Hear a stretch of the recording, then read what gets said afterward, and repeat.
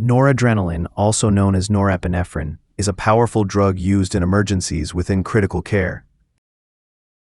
Noradrenaline belongs to the sympathomimetic drug class.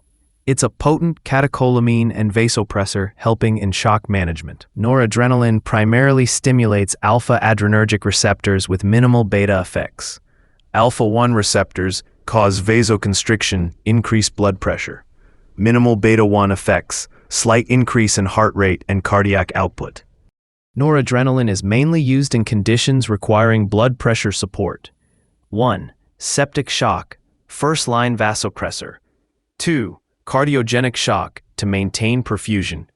3. Hypotension, severe cases unresponsive to fluids.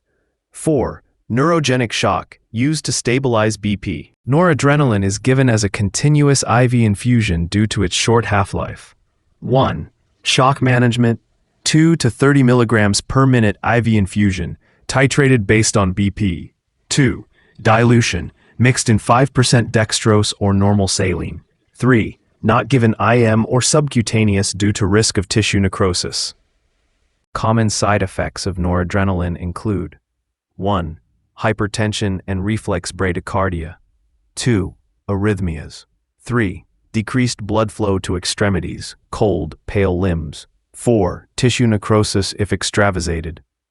Nurses play a critical role in administering noradrenaline safely. Key points include 1. Monitor BP and heart rate continuously.